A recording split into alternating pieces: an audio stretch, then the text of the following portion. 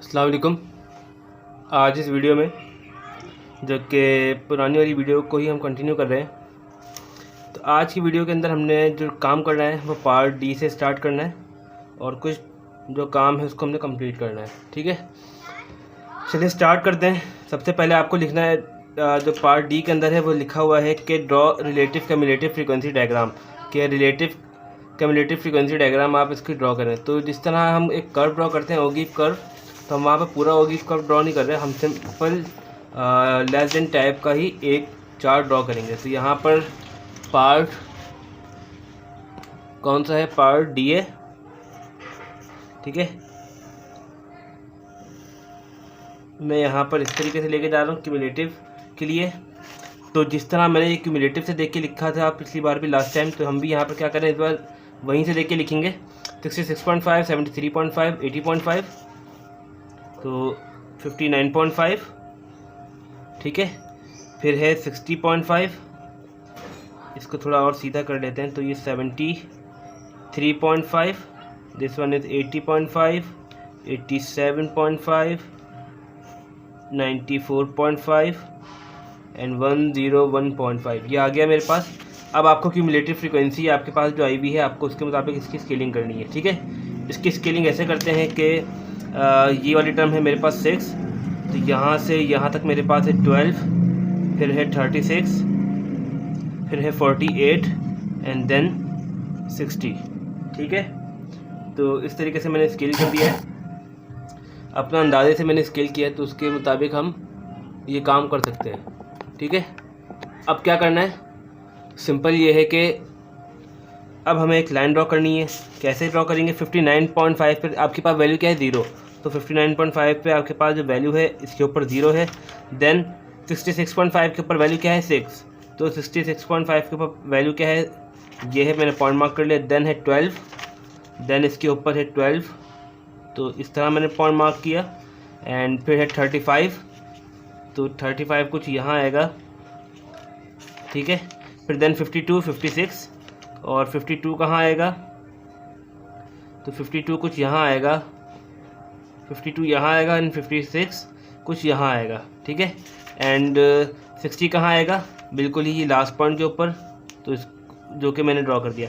अब आपको क्या करना है, आपको इसको पेंसिल से कह रहा हूँ, स्केल की मदद से आपने इसको ड्रॉ करना है। ठीक है, या आप इसको अपने हाथों से भी ड्रॉ कर सकते हैं। ये स्केलिंग के ऊपर होता है कि आप स्केल किस तरीके से कर रहे हैं, क्योंकि स्केलिंग आगे पीछे हो सकती है, तो यहाँ पर कुछ ना कुछ कर्व आगे पीछे हो सकता है, लेकिन बनेगा कुछ इसी टाइप का, जो कि अभी हमने पार्ट डी के लिए बना लिया है। ठीक है, अब बारी है क्वेश्चन नंबर ई की, जिसके अंदर हमें फाइंड करना है median, lower quartile and upper quartile. ठीक है, तो मीडियन निकालना है, लोअर कोटाइल निकालना है और अपर कोटाइल निकालना है। तो इसके लिए ये काम कर लेते हैं पहले। पार्ट ई, जो कि हम यहाँ पर इसके लिए काम करेंगे। पार्ट ई के अंदर क्या करना है, मुझे निकालना है यहाँ पर कोटाइल्स की वैल्यू। तो मीडियन Q1 चाहिए और Q3 मुझे यहाँ पर निकालना है। तो आप चाहें तो इसको नॉर्मल मेथड से भी कर सकते हैं अनग्रुप डेटा के लिए। मैं आपको यहाँ पर दोनों मेथड ही बता रहा हूँ। मैं दोनों मेथड इसके लिए बताऊँगा कि एक Q1 निकाल लेता हूँ और एक मीडियन निकाल लेता हूँ अनग्रुप से। Q3 आप अनग्रुप से आप खुद निकाल लीजिएगा, क्योंकि एज़ यूजुअल अगर इस तरह कोई न्यूमेरिकल आ जाता है जिसके अंदर ज़्यादा वैल्यूज़ हैं, तो आप उसको अनग्रुप से कैसे करेंगे, तो मैं उसका भी वे बता रहा हूँ। क्योंकि ये ग्रुप डेटा और अनग्रुप डेटा दोनों की तरह डील कर सकते हैं, हम खुद कर सकते हैं, वरना ये जो डेटा है इस सवाल की तरह ये बनेगा क्या, ग्रुप डेटा। ठीक है, बट प्रैक्टिस के लिए, क्योंकि पेपर में आना है इस तरीके से ज़्यादा वैल्यूज़ आएंगी, तो उसके लिए हमें हर तरह से तैयार रहना है कि किस तरीके से निकालेंगे वैल्यूज़। तो Q1 निकालने का फॉर्मूला क्या होता है, normal QI is equals to I into n+1/4। ये वो फार्मूला है जो कि हमने पहले डिस्कस किया हुआ है वीडियोज़ में। तो जब आपको Q1 निकालना होगा, तो ये अनग्रुप के लिए है, अनग्रुप डेटा। तो क्या करना है आपको, I की वैल्यू 1 हो गई, N की वैल्यू कितनी थी, N मीन्स के सम ऑफ फ्रीक्वेंसी, यहाँ पर है 60 किसकी जगह, N की जगह, क्योंकि टोटल नंबर ऑफ ऑब्जर्वेशन थी 60 + 1/4। अब इसको क्या करना है, अब यहाँ पर हमने इसको डिवाइड करवाना है सिंपल, और अपना आंसर देखेंगे कि कौन सी वैल्यू आएगी। ये जो हमारे पास होती है वो TH वैल्यू होती है। तो किस तरीके से निकलेगी, अब डिवाइड करते हैं इसको। तो कैलकुलेटर ये आ गया है, तो 61 डिवाइडेड बाय 4, तो ये जो आंसर आ रहा है वो आ रहा है 15.25। ठीक है, तो यहाँ पर लिखते हैं 15.25। अब इसका क्या मतलब है, इसका मतलब ये है कि आपको सॉल्व इस तरीके से करना है कि आपको 15 वैल्यू लेनी है, ठीक है, जो पॉइंट से पहले वाला है, प्लस अब पॉइंट के बाद जो भी नंबर है, मीन्स कि जो पॉइंट है डेसिमल पार्ट है, उसको इस तरह लेना है। और ये 15 वैल्यू है, 15 के बाद कौन सी वैल्यू तो आती है 16 माइनस 15th वैल्यू।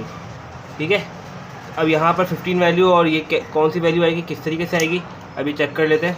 अब आपने देखें यहाँ पर दो काम किए थे। पहले आपने यहाँ पे एक स्टेम एंड लीव्स भी बनाया हुआ और आपने यहाँ पर पार्ट बी के अंदर ये वाला पार्ट भी बनाया हुआ है, जो कि इंक्रीजिंग ऑर्डर में अरेंज है, जो कि इसी ऑर्डर से हमने अरेंज किए हैं। आप चाहें तो स्टेम एंड लीव से वैल्यूज़ काउंट कर लें या आप डायरेक्ट यहाँ से काउंट कर लें। मैं ऐसा करता हूँ, यहाँ से काउंट करता हूँ। तो 1 2 3 1, ठीक है, ये हो गई 1 2 3 4 5 6 7 8 9 10 11 12 13 14 15। तो 15 पे मेरे पास है 81। तो मेरे पास 15 पे कौन सी वैल्यू है 81 और 16 पे है 82। तो 81 और 82 मैंने यहाँ पर लिख लिया है। इसको दोबारा काउंट कर लेते हैं। 1 2 3 4 5 6 7 8 9 10 11 12 13 14 15 और ये 16। तो 16 पे 81 और 82 मैंने लिख लिया है यहाँ पर।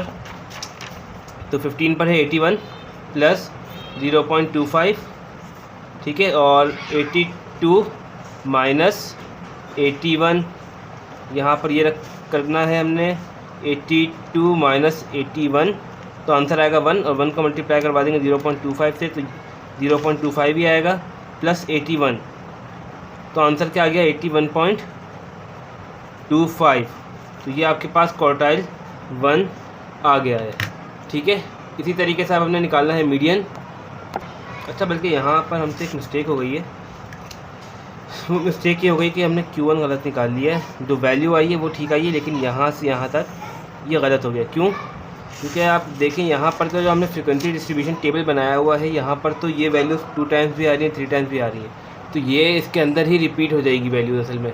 तो हमें क्या करना पड़ेगा, हमें स्टेम एंड लीव से ही काउंट करना पड़ेगा 15th वैल्यू। वो कैसे करेंगे, आपको लीव्स को देखना है और उसके मुताबिक अपनी वैल्यूज़ काउंट करनी। कैसे, 1 2 3 4, मैं इसको और जूम थोड़ा कर देता हूँ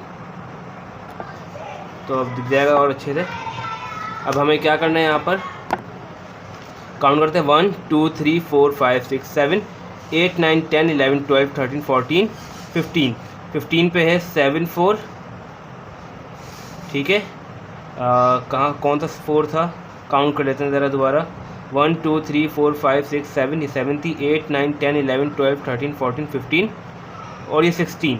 तो 16 पे है 76। तो 74 एंड 76 मेरे पास वैल्यूज़ आई हैं। तो यहाँ पर इसी वैल्यूज़ के मुताबिक मुझे रखना होगा। ये पीछे कर लेते हैं इसको, ठीक है। तो 74 वाली वैल्यू मेरे पास कौन सी है, यहाँ पर जो है वैल्यू मेरे पास 74 प्लस 0.25 इंटू 76 माइनस 74। तो ये किसके इक्वल हो जाएगा, 74 प्लस 0.25 इंटू, इसको माइनस कर लेते हैं तो क्या बनेगा, तो 2 बनेगा, और 2 का 0.25 क्या बन जाएगा, 2 मल्टीप्लाई बाई 0.25 इक्वल्स टू 0.5। तो 74 plus 0.5 which is equals to 74.5। तो ये हमारा आंसर निकल गया है Q1। अब हमें निकालना है Q2, ठीक है। अब जब Q2 निकालना है तो उसके लिए हमें क्या करना है, आपने Q1 निकाल लिया, अब Q2 किस तरह निकलेगा, बिल्कुल एज इट इज़। फार्मूला क्या होता है, मीडियन आपको निकालना होता है। तो मीडियन के लिए मैंने आपको ऐसे ही बताया था, अगर बड़ा सवाल आए तो आप स्टेम एंड लीव से निकाल लें। आप चाहें तो कैंसिल आउट कर सकते हैं इस तरीके से। अगर आपको कैंसिल नहीं करना तो आप, अगर मुश्किल लग रहा है क्योंकि काफ़ी ज़्यादा वैल्यूज़ हैं, तो आप इस फार्मूले के थ्रू भी निकाल सकते हैं। मैं Q1 Q2 निकाल रहा हूँ, यहाँ पर Q3 आप लोग खुद निकालिएगा अनग्रुप से। फिर इसके बाद में यहाँ पर आपको ग्रुप डेटा से Q1 एंड Q2 की वैल्यूज़ निकाल के दिखाऊंगा, ताकि हमारा ग्रुप वाला डेटा भी एक तरह से कवर हो जाए, ठीक है। तो Q2 किसके बराबर होगा, 2 इंटू फार्मूला हमारे पास यही है, और n की वैल्यू 60 + 1 61/4, और ये डिवाइड बाई 2 कर दूंगा तो 30.5 बनेगा। 61 डिवाइडेड बाई 2 तो 30.5 आ गया। ठीक है, 30.5 वैल्यू आ गई आपके पास। बिल्कुल इसको एज इट इज़ निकालना है आपको। 30.5 है तो 30.5 इस तरह निकलेगा कि आप लोग यहाँ पर लेंगे 30th value plus 0.5 into 31th value minus 30th value.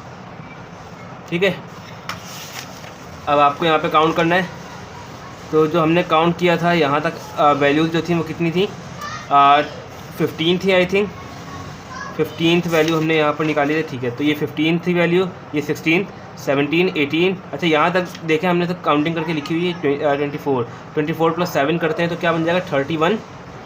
या इसको हम काउंट ही कर लेते हैं यहाँ से 15, 16, 17, 18, 19, 20, 21, 22, 23, 24, 25, 26, 27, 28, 29, 30, 31। ठीक है, 31 यहाँ तक बन गया। 32, 33, 34, 35, 80 है और 36, 81।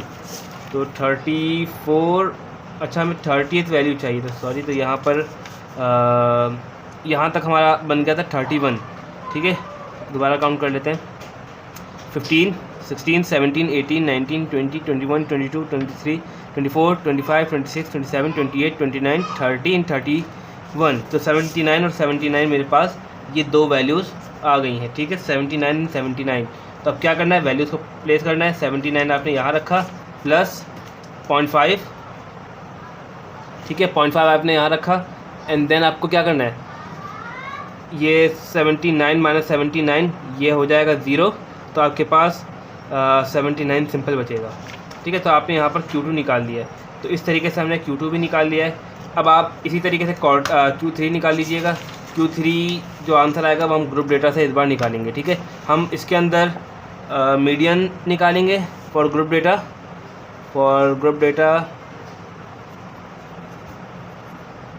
ठीक है, हम ग्रुप डेटा से हम यहाँ पर Q2 निकालेंगे एंड Q3 निकालेंगे ताकि, अच्छा इनके अंदर थोड़ा सा आंसर में चेंजेस आते हैं क्योंकि ग्रुप डेटा है और ये अनग्रुप डेटा है, तो आंसर में थोड़े से फ्लक्चुएशंस आते हैं, तो वो आंसर भी हमारे ठीक ही होते हैं। ठीक है, इनको निकालने का फार्मूला क्या होता है, Q2 निकालने का जो फार्मूला होता है मतलब कि आपको QI, अगर मैं आपको बोल दूँ QI इन सिंपल LI, ठीक है, जो भी होगा आपके पास प्लस H/F इंटू यहाँ पर I समीशन F/4। ठीक है, ये बन गया आपके पास and minus CF cumulative frequency. तो आपके पास सिंपल ये फार्मूला होता है। अब ये किस तरीके से निकलता है, सबसे पहले ये समझता है। आपको जो सबसे पहले फाइंड करना है, आपको करना है ये वाली वैल्यू जिसे हम कहते हैं group highlighter I into summation F/4। सबसे पहले आपको ये फाइंड करना है। ये किस तरीके से फाइंड होगा, I की वैल्यू आप रखेंगे 2, हम 2 और 3 के लिए फाइंड कर रहे हैं तो 2 रखा मैंने, multiply by F summation F कितना है हमारे पास 60/4। जब आप इसको डिवाइड करेंगे तो ये 2 बचा और ये 30 हो जाएगा। तो ये आपके पास क्या आ गया आंसर 30। तो आपके पास ग्रुप एक हाइलाइटर आ गया। मैं यहाँ पे 2 का नाम दे देता हूँ क्योंकि 2 का है। फिर मैं यहाँ पर 3 के लिए भी एक साथ निकाल रहा हूँ ताकि फिर मुझे मुश्किल ना हो।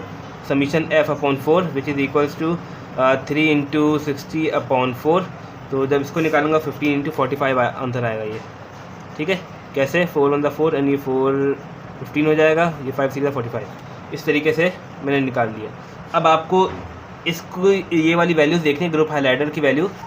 ठीक है, कहाँ पर देखनी है, जो हमने ये फ्रीक्वेंसीज निकाली है CF की क्यूमुलेटिव फ्रीक्वेंसी की, आपको दिख रही होंगी ये। ठीक है, तो यहाँ पर जो पहली वैल्यू हमने जो निकाली थी वो निकाली है 30। ठीक है, एंड देन 45। तो हम पहले 30 के लिए काम करें तो आपको वो वैल्यू देखनी है जो 30 से बड़ी वैल्यू हो। CF के अंदर आपको टेबल में आके देखना है जो कि 30 से वैल्यू बड़ी हो। तो आपने आके देखा कि 30 से बड़ी वैल्यू किसकी, 35 वाली है। ठीक है, तो 35 वाले को आपको यूज़ करना है। तो मैं ज़रा एक पेंसिल ले लेता हूँ और तो मैंने यहाँ पर इसको एक बॉक्स में चेंज कर लिया है। ठीक है, अब यहाँ पर करने के बाद अब आपको क्या करना है, सिंपल अब आपको यहाँ से डेटा लेना है। अब डेटा किस तरह लेंगे अब वो चेक करेंगे। जब भी हम ग्रुप डेटा के लिए हम लोग निकाल रहे होंगे तो जो ग्रुप हाइलाइटर आपका क्या आता है 30 और क्यूमुलेटिव फ्रीक्वेंसी आपकी क्या आती है 35। इसको थोड़ा सा और जूम कर लेते हैं ताकि और थोड़ा सा क्लियर हो जाएगा आप लोगों को। तो ये आ गया आपके पास 35। ठीक है, विजिबल होगा अब। तो अब आपको क्या करना है, अब यहाँ पे फार्मूला क्या है, अब आप यहाँ पे फार्मूला है एल आई मीन्स है कि लीस्ट बाउंड्री आपके पास क्या है, तो लीस्ट बाउंड्री आपके पास क्या है 73। तो अगर मैं इसको यहीं पे पुट करते हुए जाऊँ फॉर Q2, तो एल आई मेरे पास क्या होगा, इसी वाली वैल्यू का लीस्ट क्लास बाउंड्री क्या है मेरे पास 73.5, तो 73.5 मैंने लिखा। देन प्लस अब आपको एच निकालना है, एच हमने ऑलरेडी निकाला हुआ था, एच हमारा कितना आ रहा है, हमने यहाँ पर एच लिया था 7, तो 7 ये मेरे पास आ गया 7 अपॉन, अब फ्रीक्वेंसी किसकी लेनी है, जिस ग्रुप के अंदर हम हैं, तो इसी ग्रुप के अंदर है और इसकी फ्रीक्वेंसी कितनी है 23, तो 23 हमें यहाँ लिखना है, तो डिवाइडेड में 23 आ गया। अब यहाँ पर क्या है, जो ये पार्ट था हम ग्रुप हाईलाइटर 2 इस्तेमाल कर रहे हैं, तो इसकी वैल्यू क्या आई थी 30, तो आपने 30 लिखा। CF क्या है, CF आपको वो इस्तेमाल करना है जो कि इससे ऊपर वाली का आंसर होगा, 35 है, 35 से ऊपर क्या है, जो इससे ऊपर वाली फ्रीक्वेंसी वो क्या है 12, तो आपको वो इस्तेमाल करनी है, ठीक है। तो आपने यहाँ पर 12 लिखा और अब इस तरीके से आपने अपना आंसर निकालना है, तो 73.5 प्लस 7/23 इंटू 18, तो इसको कैलकुलेटर में रखते हैं और सॉल्व करके देख लेते हैं। तो मैं डायरेक्ट यहाँ पे वैल्यूज रख रहा हूँ 73.5 प्लस इसको इस्तेमाल कर रहा हूँ 7/23 इंटू मैं 30 माइनस 12 भी रख रहा हूँ, 30 माइनस 12, तो आंसर क्या आ गया 78.97। तो Q2 मेरा आ गया है 78.97 which is approximately equals to 79। मैंने आपको बताया था कि जो ग्रुप डेटा होता है इसके अंदर थोड़ा सा फ्लक्चुएशन आती है पॉइंट्स के अंदर। अगर आप यहाँ पर Q2 देखें, ठीक है, अनग्रुप डेटा से, तो वो क्या आया था, Q2 जो हमारा आया था अनग्रुप से वो आया था 70, क्वेश्चन नंबर 2 Q2 लिखा हुआ है 79, और अब हमारा क्या आया है ग्रुप हाईलाइटर से, मीन्स कि ग्रुप डेटा से 79, ठीक है। इस तरीके से आप अपना Q2 निकाल सकते हैं। अब बात है Q3 की, तो Q3 किस तरह निकलेगा, क्योंकि Q3 हमने निकाला नहीं है तो इसको भी मैच करना है, तो इसके लिए भी LI plus H/F into group highlighter 3 में लिख देता हूँ डायरेक्ट यहाँ पर माइनस CF, ठीक है। अब आपको क्या देखना है, ग्रुप हाईलाइटर यहाँ पर क्या है 45, ठीक है, GH3 क्या है 45। अब आपकी जो वैल्यू है ये 45 होनी चाहिए क्यूमुलेटिव फ्रीक्वेंसी के अंदर, या इससे बड़ी होनी चाहिए। तो अब आपने यहाँ पे इनकी आपकी वैल्यूज़ चेक करनी है, तो इसको थोड़ा बड़ा कर देता हूँ।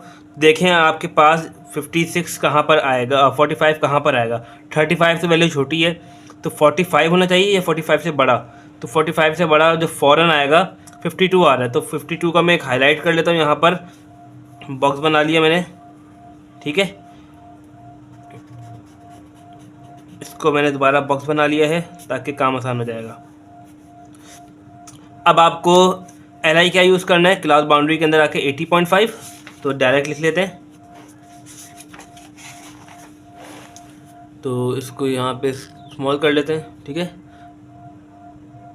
तो यहाँ पर LI क्या आ गया 80.5, ठीक है, प्लस H की वैल्यू 7, फ्रीक्वेंसी कितनी है, फ्रीक्वेंसी आपको वहीं देखनी है, इसी लाइन के अंदर 17 है, तो आपने यहाँ पर सिंपल 17 लिखा। ग्रुप हाईलाइटर यहाँ पे क्या निकाला था 45, और जो भी आपने निकाली है जिस लाइन को आपने मार्क किया उससे ऊपर वाली की आपको फ्रीक्वेंसी देखनी है, तो ऊपर वाली की फ्रीक्वेंसी है 35, तो माइनस 35, तो अब इसका आंसर निकालेंगे और चेक करेंगे, तो 80.5 प्लस 7/17 इंटू 45 माइनस 35, तो 84.61 आ गया है मेरे पास, 84.61, ठीक है। तो ये मेरे पास Q3 आ गया which is approximately equal to 85 हम ले लेते हैं, ठीक है। तो ये मेरे पास कुछ आंसर आ गए। तो अब आपको निकालना मुश्किल नहीं लगेगा कि किस तरीके से हम इसको निकाल सकते हैं क्वार्टाइल को ग्रुप डेटा से और अनग्रुप डेटा से। तो अब जो हमारा क्वेश्चन है वो यहाँ तक हो गए सॉल्व।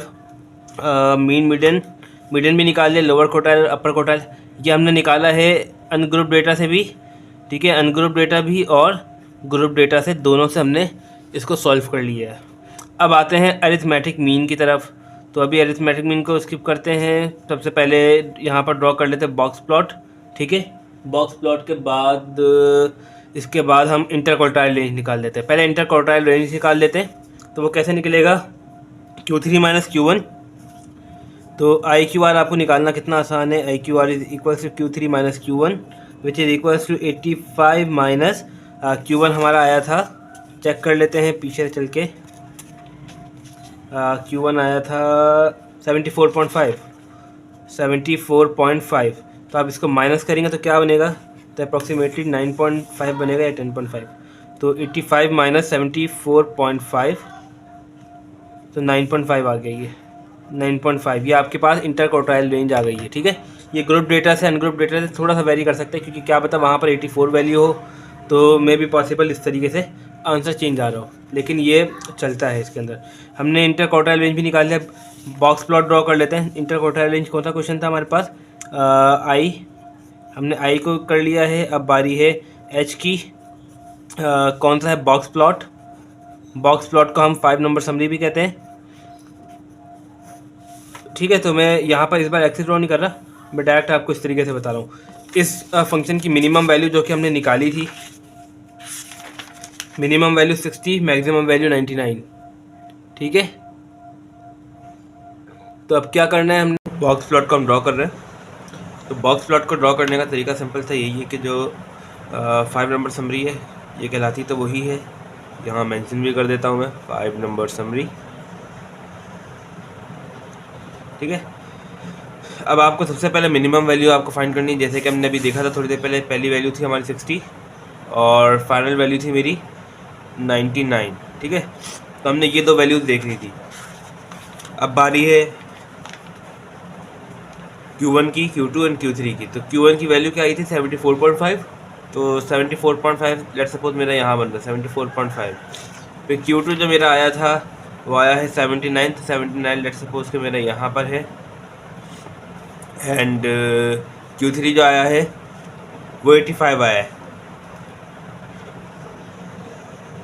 तो ये 85 मैंने यहाँ बना दिया। ठीक है, अब यहाँ पर करने के बाद आपको क्या करना है, सिंपल से इसको एक बॉक्स ड्रॉ करना है। जगह दोबारा चली गई है, तो मैं ज़रा इसको ऐसे ही बना रहा हूँ। आप ये नंबर साइड में लिखिएगा ताकि आप लोगों को थोड़ा सा और अच्छे से क्लियर विजन दिख सकेगा। आपने ये बॉक्स बना दिया और जो मिडिल वाली लाइन होगी वो शो करेगी मीडियन को। ठीक है, ये Q1, this one is Q2, ये Q3 है, ये मैक्सिमम वैल्यू है, ये मिनिमम वैल्यू है, इस तरीके से। ठीक है, तो इस तरीके से हमने अपना बॉक्स प्लॉट को भी ड्रॉ कर लिया है। अब नेक्स्ट सवाल जो है वो अब हमने करना है। तो यहाँ पर जो भी हमने सवाल सॉल्व कर लिए हैं वो आई पार्ट और एच पार्ट कर लिया है। अब जी करते हैं सॉल्व, पार्ट नंबर जी। इसको हम जी पार्ट करने के दो तरीके हैं। तो हमने फाइंड करना है मॉड। तो जिस तरह मैंने आपको बताया था डिटेल क्वेश्चन है, तो इसके अंदर हम अनग्रुप से भी मालूम करते हैं और ग्रुप से भी मालूम करते हैं, ताकि दोनों चीज़ें एक साथ क्लियर हो जाएंगी। तो जब अनग्रुप की बारी आएगी तो सबसे पहले तो आपको जाना अपने स्टेमन लीव्स में, या आप चले जाएँ फ्रीक्वेंसी डिस्ट्रीब्यूशन टेबल में। मैं आपको दोनों से बताऊंगा, क्योंकि पेपर में एट अ टाइम कुछ एक सवाल ही पूछा जाएगा आप लोगों से। तो अगर आपने स्टेमन लीव बनाएंगे तो इसका मतलब ये नहीं बनाएंगे, अगर बना लिया है तो और भी अच्छी बात है, तो निकालना आसान है। सबसे पहले इसको देख लेते हैं। तो यहाँ पर आपने अपने ऑब्जर्वेशन लिखी हुई और यहाँ पर आपने नंबर ऑफ़ फ्रीक्वेंसी लिखी हुई है। आपने बस क्या देखनी, नंबर ऑफ़ फ्रीक्वेंसी सबसे ज़्यादा किसकी है आप देखते हुए आ जाए यहाँ पर। तो मुझे सबसे ज़्यादा फ्रीक्वेंसी है वो 7 की है, तो मतलब कि यहाँ पे हमारा मॉड क्या है 79। तो मैं अगर यहाँ पे लिख दूँ अभी मॉड 79। ठीक है, अब हम आ जाते हैं स्टेमन लीव्स के अंदर। तो थोड़ा सा जूम कर देता हूँ इसको मैं। ठीक है, तो स्टेमन लीव्स के अंदर मैंने आपको बताया था कि आपको सिंपल लीव्स के अंदर देखना है इसको। ठीक है, तो आपको सिंपल लीव्स में देखना है कि जब लीव्स के अंदर सिंपल एक ही चीज़ बार बार रिपीट हो रही होगी तो वो आपका मॉड आ रहा होगा। तो लीव्स के अंदर यहाँ पर 4 2 मरतबा रिपीट हुआ है, 6 2 मरतबा हुआ है। ठीक है, यहाँ पर दो मरतबा सब चीज़ें रिपीट हो रही हैं। यहाँ पर 6 3 मरतबा रिपीट हुआ है, 4 3 मरतबा रिपीट हुआ है, 8 5 टाइम रिपीट हुआ है, 7 कितना टाइम रिपीट हुआ है 7 टाइम, और 9 1 2 3 4 5 6 7, तो 7 टाइम रिपीट हुआ था। यहाँ पर भी हमारा मॉड 7 था। ठीक है, आगे और देख लेते हैं क्या पता कुछ और ना निकला है। 8 4 टाइम्स है, ये 4 टाइम्स है, ये 3 times 2 times, this one is 4 time, फिर 1 टाइम 3 टाइम 1 टाइम। तो आपने देखा कि जो यहाँ पर मॉड यहाँ पर 9 की वैल्यू सबसे ज़्यादा आ रही है। तो इसका मतलब जो 79 इनको जब मर्ज करके लिखूँगा तो 79 वो वैल्यू है जिसका मॉड सबसे ज़्यादा है। तो इस तरीके से हमने अनग्रुप डेटा से अपना आंसर निकाल लिया है, जो कि अनग्रुप डेटा अगर मैं लिख दूँ, अनग्रुप डेटा से हमारा मॉड क्या आ रहा है, मॉड आ रहा है 79। अब बारी है ग्रुप डेटा की। तो ग्रुप डेटा से कैसे निकालते हैं, फार्मूला क्या है, बहुत आसान है। जैसे कि अभी हमने क्वार्टाइल का देखा है ग्रुप डेटा का, बिल्कुल वैसे ही इसका भी फार्मूला है, बस थोड़ा सा चेंज है। तो मॉड को मैं एम से शो कर रहा हूँ यहाँ पर, LI प्लस H/F, फिर यहाँ पर है bracket summation F/2 minus CF। आपने अगर एक फार्मूला याद कर लिया तो आपके लिए दूसरा फार्मूला याद करना बड़ा आसान हो जाएगा। क्वार्टाइल के अंदर सिंपल क्या था, यहाँ पर I समीशन F/4, क्वार्टाइल का मतलब ही 4 होता है तो डिवाइड बाई 4 आएगा, ठीक है। और I तो हम बताते हैं कि किस रेंज के लिए निकाल रहे हैं। मॉड के लिए याद रखना है कि भाई इसको सिंपल डिवाइड बाई 2 करना है, तो तब आप निकाल लेंगे वैल्यू। अब क्या करेंगे, अब आप क्या यहाँ पर देखेंगे सबसे ज़्यादा फ्रीक्वेंसी किसकी है। जब हम बात करेंगे ग्रुप डेटा की, तो ग्रुप डेटा के अंदर हम आप आ जाएंगे इस टेबल के अंदर, मैं थोड़ा इसको जूम कर दूँ। तो जब इसके लिए आएंगे तो इसके अंदर आपको सबसे क्या देखना है कि सबसे ज़्यादा इसमें फ्रीक्वेंसी किसकी है। तो मैंने देखा फ्रीक्वेंसी सबसे ज़्यादा है इसके अंदर इस वाली वैल्यू की, 23 की। मैं इसको दोबारा से अब सर्कल से हाईलाइट कर देता हूँ। तो 23 की सबसे ज़्यादा भी यहाँ पर फ्रीक्वेंसी है, तो मैंने इस बॉक्स को दोबारा से हाईलाइट कर लिया। तो इसका जो LCI है, जो LI है, लीस्ट क्लास बाउंड्री क्या है, 73.5। तो इसको लिख लेते हैं हाथ के हाथ ही। तो यहाँ पर मैं लिख रहा हूँ, LI आ गया मेरा 73.5, H मेरा है 7, F मेरा है 23। H कैसे पता चला, जो कि हमने निकाला हुआ है यहाँ पर H, ठीक है। और F कैसे पता चला, F जो क्या सबसे ज़्यादा फ्रीक्वेंसी है वो है, ठीक है। और क्यूमुलेटिव फ्रीक्वेंसी अब आपको चाहिए कि फॉर्मूले के मुताबिक यहाँ पर समीशन F तो 60 है, डिवाइड बाई 2 करेंगे तो 30 आ जाएगा। और CF निकालना है, CF के लिए हमेशा वही करना है, इसी कॉलम में जाना है और इससे ऊपर वाले आपको देखने। तो इससे ऊपर क्या है, 35 से ऊपर है 12, तो CF आपके पास आ गया 12। अब जल्दी से इसको पुट करते हैं और अपना आंसर चेक करते हैं क्या आंसर आ रहा है। 73.5 प्लस H/7/23, ये 7 है, ठीक है। 7/23 हो गया। और यहाँ पर आ जाएगा 60 divide by 2 which is 30, 30 minus 12। इसको कैलकुलेटर में रखते हैं और सॉल्व करते हैं।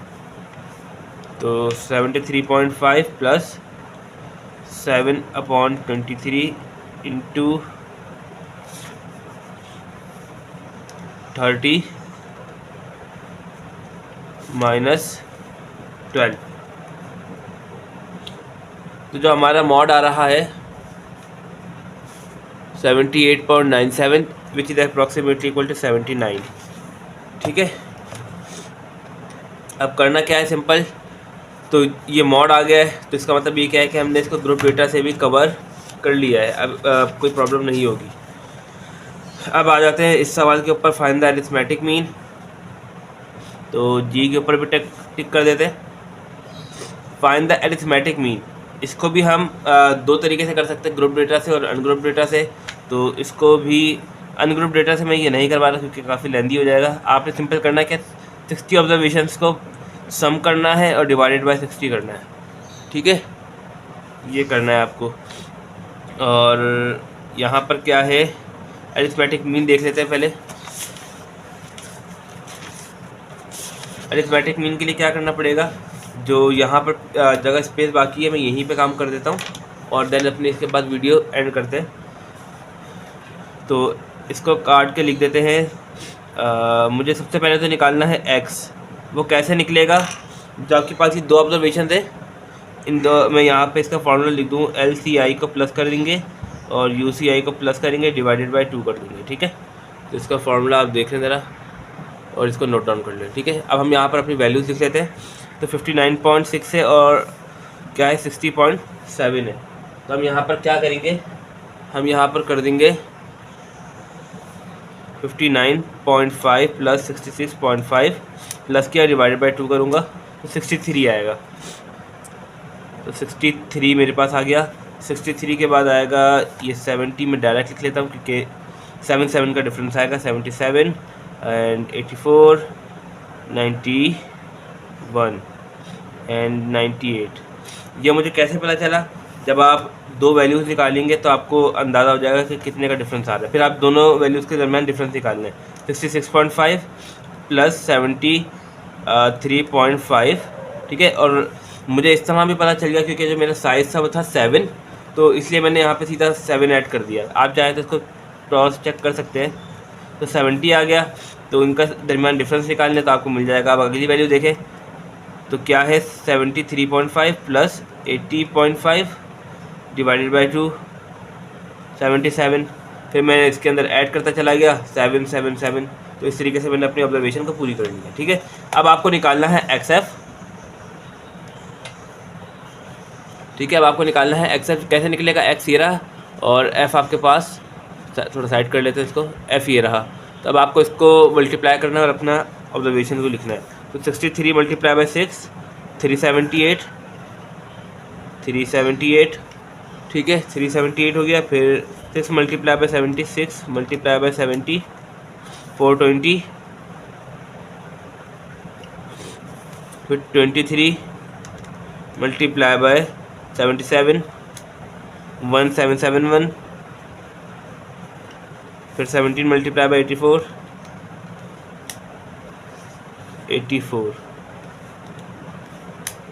1428, 1428। और इसी तरह 4 मल्टीप्लाई बाय 91, 364, तो 4 मल्टीप्लाई बाय 98, 4 मल्टीप्लाई बाय 98, 392। अब आपको क्या करना है? अब आपको इसका सॉल्यूशन निकालना है। इन सब वैल्यूज़ को सम करना है। तो सम कर लेता हूँ मैं फ़ौरन से। तो पहली वैल्यू है 378 plus 420 plus 1771 plus 1428 plus 364 plus 392। तो जो वैल्यू आई है वो आई है 4753। और जो मीन निकालने का फार्मूला है वो मैं यहीं पे लिख रहा हूँ ताकि और अच्छा से समझ आ जाए, ठीक है।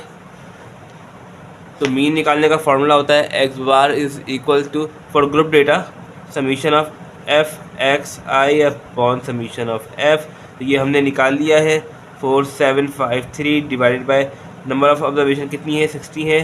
तो अब आपने सिंपल 60 से डिवाइड करना है, डिवाइडेड बाय 60, तो आंसर आ गया 79.21। तो मीन भी देखें अप्रॉक्सीमेटली 79.21 ही आया है, 79 के पास ही आया। तो मीन के 79 के पास डेटा काफ़ी ज़्यादा है, यूनिक हो रहा है। तो यहाँ पे मैं लिख देता हूँ ग्रुप डेटा, ठीक है। तो ये वाला जो पोर्शन है वो भी हमारा कंप्लीट हो गया है। अब बारी है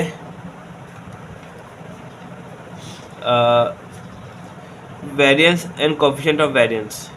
अब ये दो सवाल रह गए, इसको हम ये नेक्स्ट वीडियो के अंदर कवर करेंगे।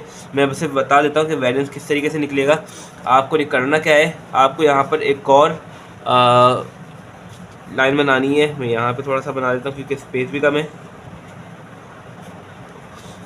ठीक है। अब सबसे पहले आपको निकालना है x माइनस एक्स बार। कैसे निकलेगा? x ये रहा, x बार आपने निकाला हुआ है ये 79.21। सब वैल्यूज़ को इससे माइनस करें तो आपके पास वैल्यू आ जाएगी। देन इस वैल्यू का स्क्वायर कर दें और f से मल्टीप्लाई कर दें। तो मैं यहाँ पे वेरिएंस का फार्मूला लिख देता हूँ, तो वो नेक्स्ट पेज पे लिख देते हैं।